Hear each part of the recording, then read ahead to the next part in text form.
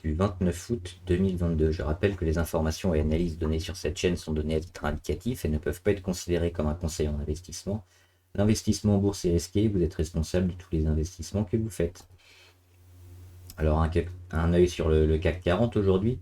Le CAC qui perd plus de 0,8%, avec une petite mèche basse, hein. On va le revoir en journalier, hein. Ça a été une séance assez animée.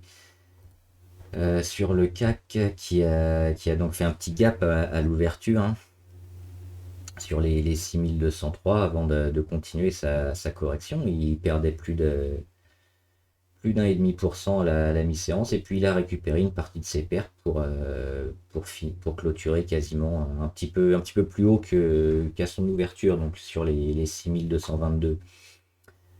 On revient au journalier. Donc c'est la chute, hein, qu'on avait pressenti avec le gros échec sur la moyenne à 200 qui a été amplifié par les annonces de Powell, hein, sur la Fed, les taux directeurs qui devraient monter un peu plus que prévu. Et si on regarde les indicateurs, ben, on a encore pas mal de marge, hein, au niveau des indices. Les actions, on va les voir après aussi, c'est pareil.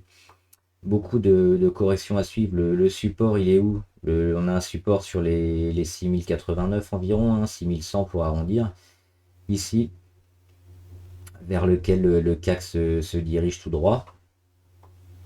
Et on verra après la force du support, s'il permet au CAC de temporiser pendant un moment ou pas, ou s'il lâche encore une deuxième fois pour aller véritablement sur le support ultime, hein, les 5720, qui ceux-là n'ont pas intérêt à lâcher, sinon ce serait assez négatif.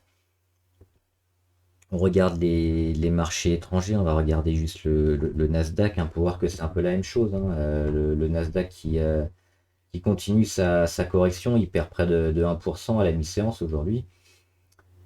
Et il est toujours en direction des plus bas. Alors le support sur le Nasdaq, il est assez proche, c'est les 12 300. Mais on en a un encore un peu plus bas sur les 10 800 environ. Et les technos qui ont pas mal de mal, hein. Alors avant de faire les actions du CAC 40, on va regarder rapidement les actions intéressantes du portefeuille qu'on suivait. Alors sur Bolloré, hein, pas de changement, on est toujours plutôt bien sur Bolloré. Toujours à travailler les moyennes mobiles. Pour l'instant, rien d'alarmant. Le Brent, alors oui, le Brent qui a fait un gros pic, hein, aujourd'hui,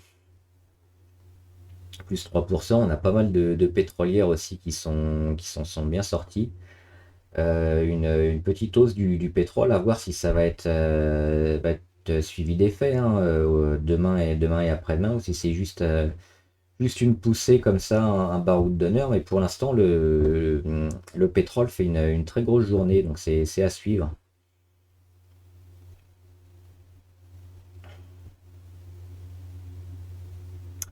Dolphin qui continue sa grosse montée, hein. Elle prend plus de 27% aujourd'hui, hein. On l'avait identifié ici sur les 0,11 à prendre. Une bonne action à prendre, Dolphin, pour du court terme et une petite ligne spéculative, parce qu'elle est à moins d'1 euro, mais c'était vraiment intéressant. Et on voit que les volumes continuent, hein. Les volumes stratosphériques aujourd'hui, on dépasse les 12 millions. Et elle n'a pas fini de grimper, Dolphin, donc on continue de suivre cette action. Et Ramet, par contre, elle a dévissé, hein, dès le début de séance, on a vu qu'elle n'y arriverait pas, donc on oublie Ramet. La minière, c'est pas pour tout de suite, finalement, c'est reporté.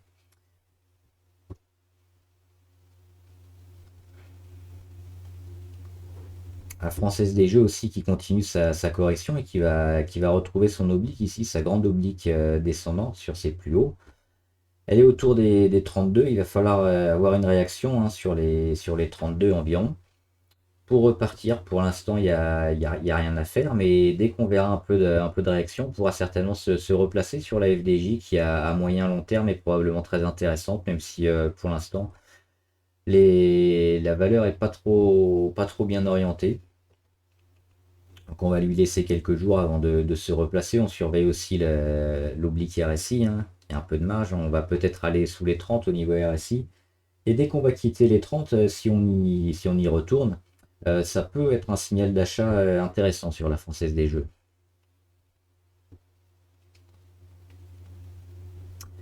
Minerva, c'est pareil, hein, comme Dolphin, j'en parlais sur ma page de Minerva, c'est une action intéressante parce qu'il y a beaucoup de plus-value très rapide à faire sur ce genre d'action. Elle prend encore 28% aujourd'hui et elle est déjà à plus de 13 euros, hein. On l'avait joué sur les 6 7 environ, donc on est quasiment à du x2, hein, 100% en quelques jours, quelques séances. Les volumes aussi. Les volumes qui continuent d'être énormes et si on dézoome, elle est largement en phase de retournement Minerva. Alors, faut faire attention quand même parce elle a baissé beaucoup, mais à court terme, c'est une action très intéressante à prendre. On remonte les stops et on suit. Neoen, bah, le pétrole qui a bien monté, et puis certains secteurs énergétiques ont eu un peu plus de mal. C'est le cas de Neoen qui perd 6% aujourd'hui, mais qui reste toujours dans la figure. Donc on voit mèche en dessous de son oblique sur ses plus bas. Donc c'est plutôt favorable encore. Tant qu'on tient ce canal haussier, hein, au-dessus des 40, on est toujours bon sur Neoen. Donc on attend une réaction demain, mais on est toujours plutôt favorable dans le secteur énergétique.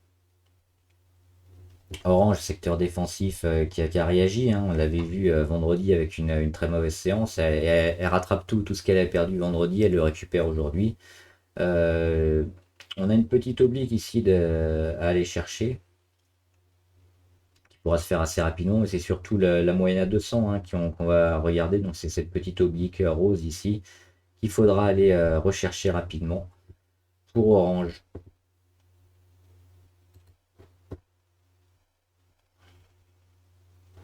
Snowflake, on paraît de prendre ses plus-values, hein, après la grosse percée qu'elle avait eue jeudi. Donc jeudi, vendredi une mèche haute, c'était probablement un signal à court terme pour prendre ses plus-values sur Snowflake à moyen long terme. Ça demande encore du travail, hein, parce on est en phase de retournement quand même. Pas encore en phase de retournement, mais on est dans un canal haussier. On a stoppé l'hémorragie, on était parti des 405. Pas mal de travail sur Snowflake, peut-être pas mal d'allers-retours aussi à jouer. Ça peut être intéressant si on revient sur les 155, 160, c'est une valeur qui redeviendra intéressante. Et Tesla, oui, on est en short sur Tesla, hein.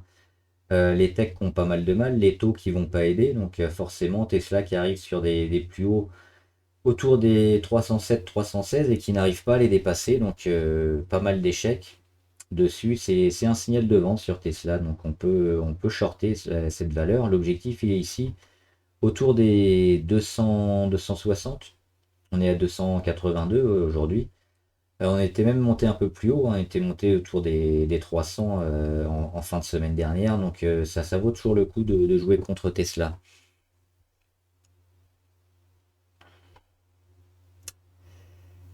Et Visiomed qui continue d'avoir du mal, hein. Double échec ici sur les 0,43. Les 0,43 qui était l'objectif à court et moyen terme, hein, si on l'avait pris depuis cet été.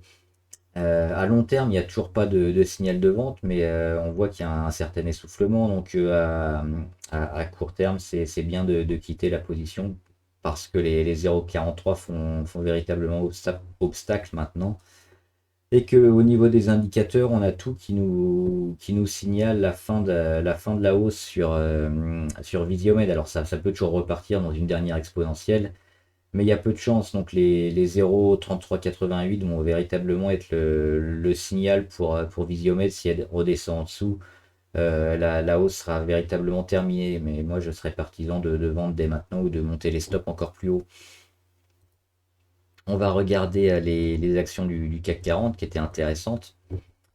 Alors si on regarde Air Liquide, Air Liquide, elle n'a pas fini sa correction, hein. Si on regarde les indicateurs, on voit qu'elle a envie d'aller vers les 121. C'est son support qui a déjà fonctionné deux fois et vers lequel elle se dirige une troisième fois, hein, avec pas mal d'actions du CAC, hein, qui sont toujours en phase de correction.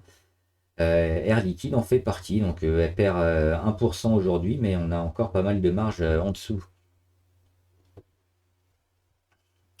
Airbus, c'est pareil, hein, on a des plus hauts de moins en moins hauts. Et elle a beaucoup de mal à un support autour des 90, qui pourrait être une porte d'entrée intéressante sur Airbus, mais ici à plus de 100 euros. l'entrée sur Airbus n'est pas forcément très intelligente, hein. On évitera.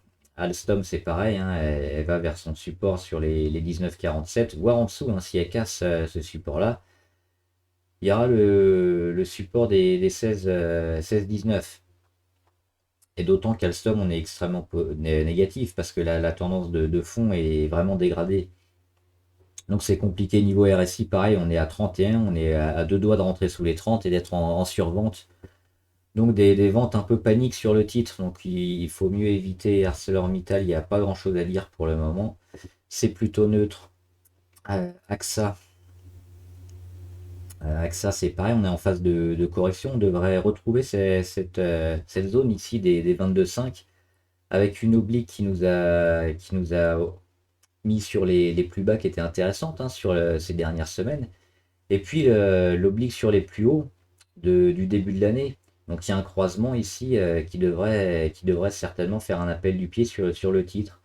Et puis après, voir où on en est, où est le marché. Mais là, on est quand même dans une phase de correction assez importante, d'autant qu'on a eu pas mal d'échecs sur la moyenne à 200 autour des 23,70. Donc AXA plutôt en correction. Les bancaires ont eu des, des trajectoires un peu différentes, hein. La BNP qui continue sa construction, mais toujours dans une optique d'aller chercher déjà le gap ici, le gap qui avait été créé depuis le mois de juillet, hein, sur les 45. Donc là, ça a été, je ne sais pas s'il y a quelques centimes près, ça a été comblé aujourd'hui. Mais on pourrait aller surtout chercher une zone de congestion ici entre les 43,20 et les 46,7 avant de véritablement sortir. Donc on devrait avoir un mois de septembre plutôt orienté construction sur les bancaires avant de donner véritablement une nouvelle tendance. C'est ça qu'on va suivre à la fin mi-septembre ou fin septembre. Bouygues, il y a une grande figure qui se dessine, on évite de se placer entre. On peut jouer le support sur les 28, ça peut être intéressant. Capgemini, toujours négatif sur Capgemini, on jouait le short, hein, et puis la clôture du gap sur les 171. On y est presque, on a quasiment méché dessus sur les 172,5 aujourd'hui. On peut continuer d'aller un peu plus bas et d'aller chercher les 170 ces prochains jours. Carrefour, plutôt défensif, ça tient relativement bien. Carrefour, on est stable. Mais tant qu'on ne dépasse pas les 17,30, hein, c'est toujours assez négatif. Donc on va attendre d'avoir véritablement un vrai signal d'achat et de retournement sur le titre.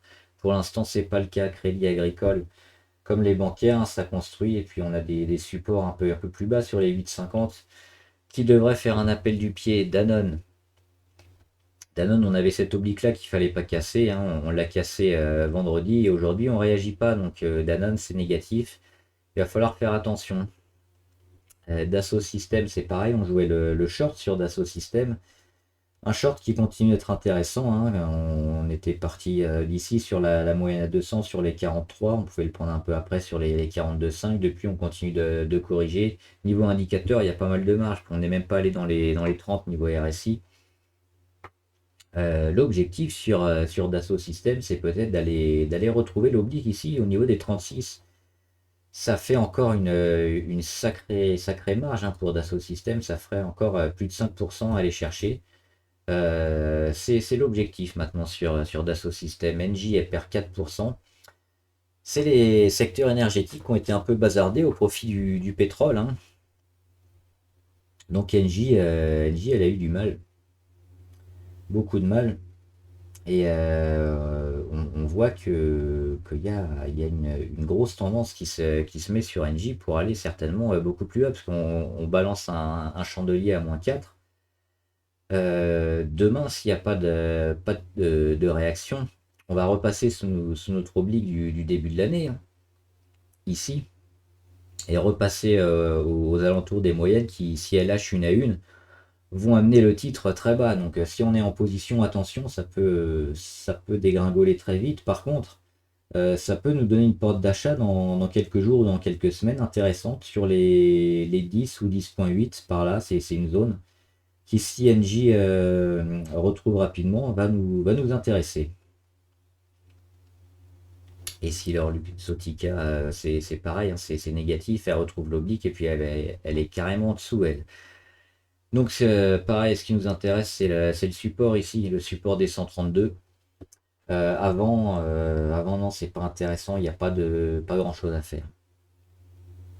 Eurofin scientifique, on répète pas ce qui avait été dit, hein, elle travaille ici entre 69 et 79 environ.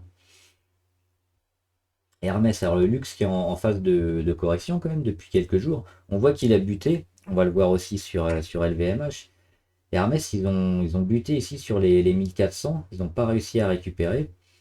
Et ils commencent à piquer du nez sérieusement. Au niveau MACD, on était assez haut. Et là, on corrige de plus en plus. On a une marge énorme. On était pareil en surachat niveau RSI. Là, on retrouve des niveaux médians, hein, sur les 49. Et le CAC qui a du mal, Hermès qui devrait aller, pareil, clôturer son gap, hein, le gap ici des 1241 qui avait été fait fin juillet. C'est pour ça que moi je joue contre Hermès, contre le CAC aussi, mais aussi contre Hermès, donc en short, en vente à découvert. Il y a certainement un pourcentage intéressant à aller chercher, et plus avec des produits à effet de levier, donc Hermès c'est probablement très négatif. Kering, rien à dire. Le grand non plus, on va pas tout faire, hein, on va faire seulement les plus intéressantes. LVMH, c'est pareil, hein, le luxe qui a buté sur ses plus hauts de mi-août et qui n'arrive pas à les dépasser. Depuis, c'est en grosse correction. Et les indicateurs, c'est pareil, hein, sur LVMH, c'est la tendance très, très dégradée. Alors, on a pris énormément, un peu trop vite, hein, on regarde sur LVMH, on a pris 30%. Donc le prorata, généralement, c'est au moins 10%, d'aller chercher certainement au moins le support à 646, voire un peu en dessous. Et vu ce qui a été annoncé dernièrement et la tendance, il y a des chances que ce support-là ne tienne pas. Donc le luxe devrait continuer d'enfoncer les 10% de prorata rendus et emmener le CAC aussi un peu plus bas. Donc attention. Michelin, ils arrivent sur support, donc ça peut être intéressant de voir s'ils réagissent. Et s'il y a une réaction, se replacer sur Michelin, donc, mais pas avant en mardi, mercredi, hein, pour au moins tenter un début de réaction sur le titre.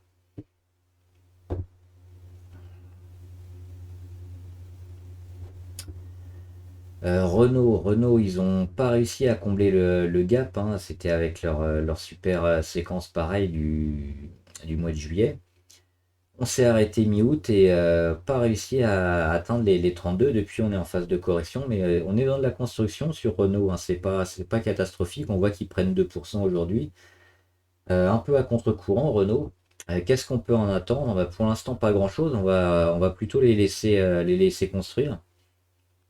Et là, ils vont devenir une zone intéressante, hein, la zone des 27-48. C'est vraiment une zone pivot sur le titre. Sur Renault, on voit en septembre 2021, pareil en décembre 2021. Ça avait permis au titre de repartir. Ensuite, ça avait été cassé au printemps 2022. Ça, on avait fait un échec à l'été 2022. Et puis enfin, ça avait permis au titre de repartir pour ces fameuses 6 semaines exceptionnelles. Et puis là, on revient les tester encore. Donc c'est vraiment une zone importante. À voir si elle va tenir. Auquel cas, il faudrait peut-être se replacer sur Renault. Ou au contraire, si elle lâche, on va aller beaucoup plus bas et peut-être vers les 22,9. Mais là, zone charnière, zone importante sur Renault. On est en mode observation.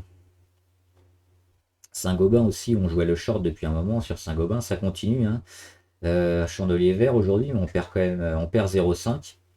Donc on continue de mettre des plus bas de plus en plus bas et regardez les Bollinger, on continue d'étirer les Bollinger vers le bas et puis de mettre des mèches et même quasiment le prix, hein, hors des Bollinger. Donc ça c'est très négatif. Au niveau RSI, on est à 31, donc on frôle avec la survente, c'est ce qu'on attend, c'est ce qu'on espère, hein, parce qu'on est en vente à découvert sur le titre. Donc on espère avoir quelques jours ici en dessous des 30 pour aller vraiment chercher des grosses journées avec des gros chandeliers bien rouges.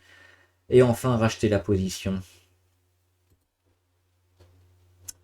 Sanofi, elle est en train de travailler son support intermédiaire des 80. On voit qu'au niveau indicateur, on n'est pas loin de retrouver les histogrammes, mais ça veut rien dire parce que quand on a eu des grosses chutes comme ça, évidemment, au bout d'un moment, on retrouve du vert. Mais c'est pas pour autant qu'on peut investir les yeux fermés. On est quand même dans une tendance bien dégradée. C'est un titre assez spéculatif et volatile en ce moment dû au possible procès hein, avec un médicament, notamment aux États-Unis. Donc on fait attention sur Sanofi qui est pas à l'abri d'une nouvelle vague baissière, hein. Déjà il y a eu une deuxième, peut-être une troisième à venir hein, sur les 77 et moins. Donc prudence sur Sanofi. Stellantis qui a un peu le même graphique que Renault, hein, donc c'est pareil. Par contre, elle est déjà en dessous de sa moyenne à 200 et puis elle est un peu moins forte, hein, elle est quasiment stable aujourd'hui. Stellantis un peu plus négatif que Renault, donc si on veut jouer le secteur automobile, on regardera plutôt Renault, à court terme en tout cas, que Stellantis. STM toujours négatif, hein, on l'avait joué en short, STM. Elle a bien épousé son oblique ici, donc sans surprise, elle continue d'aller le chercher, mais par contre, on voit qu'elle réagit plutôt bien sur sa moyenne à 100 jours. Donc c'est un des shorts qui est le moins intéressant, hein, donc sur lequel on peut faire attention et mettre déjà des stops relativement courts. Téléperformance, elle va revenir sur un support ici, le support des 272. S'il fonctionne, bah, ça sera une porte d'entrée intéressante parce on va rebondir sur 272, on va réattaquer l'oblique sur les 280. Donc c'est toute cette zone-là qu'on va surveiller sur Téléperformance avec un rebond, une cassure d'oblique, un signal d'achat et puis on pourra se replacer. Pour l'instant c'est trop tôt et puis le rebond il n'est pas assuré non plus, donc il faut attendre de voir la valeur revenir ici et travailler positivement, sinon c'est trop dangereux. Thales, il se passe rien, hein, on la fait pas. Total, on est neutre aussi. Le pétrole qui va plutôt bien, donc ça monte un peu Total, mais la zone des 56 est encore assez loin pour Total, donc phase de neutralité pour l'instant. Sur le titre, il y a les dividendes qui vont pas tarder à venir, donc ça peut être intéressant pour récupérer uniquement les dividendes si on est dans du long terme, évidemment. Unibail qui a du mal, hein, qui passe sous les 53,80. À long terme surtout, parce que à court terme elle est assez volatile, donc c'est une valeur assez spéculative, mais à moyen long terme on voit qu'elle a beaucoup de mal et qu'elle est toujours dans une tendance bien dégradée. On va la regarder notamment en hebdomadaire. C'est un peu plus parlant en hebdomadaire, on voit que la phase de correction n'est pas terminée et qu'elle continue de buter hein, sur ces zones ici, sur les 60 ou 70 qui sont beaucoup trop élevées encore pour le moment. Niveau support, on peut aller plus bas, hein. On peut retrouver les zones des 45, voire les zones des 30, auquel cas ça pourrait être une porte d'entrée intéressante et un prix intéressant sur une eBay, mais pour l'instant, à court terme, c'est plutôt négatif. Veolia, pareil, elle retrouve un support intéressant, Veolia à 21,80. C'est intéressant. Il faut qu'il soit travaillé. Aujourd'hui, on fait une mèche basse dessus. Donc c'est plutôt positif. On verra demain, mais Veolia, c'est peut-être un prix super intéressant ici sous les 23, parce qu'elle peut réagir assez vite et puis repartir un peu à la hausse, tandis que la moyenne à 200 est relativement moyennement engagée, mais pas, elle est pas encore obtue hein, comme peut l'être la moyenne à 100 ou celle à 150. Donc s'il y a une réaction sur Veolia, ça peut faire boule de neige rapidement. Vinci, on avait vu la correction arriver sur Vinci, hein, donc elle repère quasiment rien aujourd'hui puisqu'elle les a repris dans la journée. Mais on voit que le canal haussier a été cassé et que la tendance est quand même un peu dégradée sur Vinci. On regarde les indicateurs, tout est cassé aussi, la dynamique haussière est cassée, l'inversion de tendance c'est déjà faite depuis un moment avec pas mal de marge, hein, parce qu'on était à plus d'1,6 là. Et on revient un peu vers le bas, donc attention sur Vinci, c'est négatif. Vivendi, il cherche du pétrole, c'est à la mode en ce moment. C'est catastrophique sur Vivendi. On regarde les supports, ils sont assez loin, hein. Les supports, ils sont autour de 8,30, 8,50. Et pour voir du positif sur Vivendi, il n'y a pas grand-chose, hein, donc on va éviter. pouvez éventuellement jouer contre le titre pour jouer ici ces supports. Donc jouer contre le titre sur les 9. Et puis les racheter autour des 8,60. Et enfin Worldline. Worldline, ils ont cassé leur moyenne à 200, mais ils vont revenir ici sur une zone d'achat qui avait été énormément achetée, hein, c'est la zone des 38,9, éventuellement avec le gap. Donc si on revient sur les 37,10, il y aura probablement une zone qui sera bien défendue. Moi en tout cas, je vais racheter sur les 37,10 ou même un peu avant sur les 38, parce que je considère que Worldline, elle a fait le principal pour son retournement. Là, elle subit un peu le marché. Mais dès que ça va aller mieux, elle va pouvoir mettre des gros chandeliers. Donc on surveillera la zone autour des 37-38. Et puis probablement rentrer sur ces niveaux-là, ce sera intéressant pour du moyen long terme. On va faire rapidement les valeurs abonnées. Score, c'est négatif, hein, on regarde le graphique, il n'y a rien à dire. Ça parle de lui-même, donc tant qu'on casse pas la fin d'hémorragie ici sur les 16,50, il n'y a rien à faire. Sanofi, on l'a déjà fait tout à l'heure. Rheinmetall, elle avait un canal, hein, un range, pardon, entre les 171 et les 220. Elle a cassé les 171 et elle n'arrive pas à revenir dessus. La tendance, elle est en train de se dégrader à court terme. Elle aura une petite chance ici sur les 150 qu'il faudra saisir, sinon catastrophe, hein, sur Rheinmetall. Mercedes, c'est pareil, hein, le secteur automobile qui a pas mal de mal. Petit rebond un peu partout.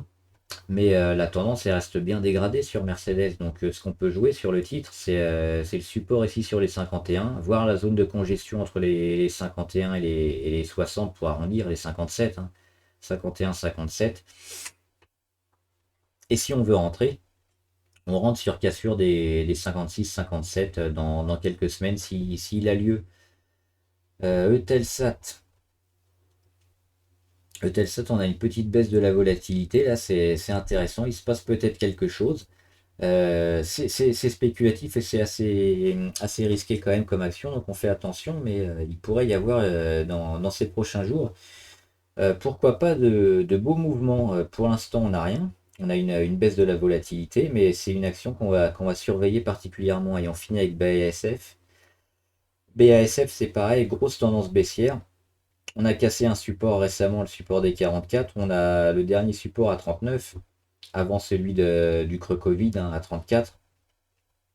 Mais c'est celui-là qu'on va travailler avec la zone de congestion entre 39 et 44 qui nous intéresse. Donc entre les deux, il n'y a rien à faire, hein, éventuellement prendre position sur les 39. Mais si on casse, on quittera vite. Et puis si on arrive à casser ici les 42, 43, 44, ce sera un signal d'achat. Voilà, j'espère que la vidéo vous a aidé. N'hésitez pas à liker la vidéo et à la partager avec des amis. Vous pouvez aussi vous abonner à la chaîne. Comme ça, vous serez au courant de chaque vidéo qui sort grâce à une petite notification avec la clochette YouTube. Quant à moi, bah, je vous dis à bientôt. Et puis, n'oubliez pas de mettre en commentaire aussi les actions, toutes les valeurs que vous voulez suivre et que vous voulez qu'on analyse. On le fera ensemble. Bon trade, à plus!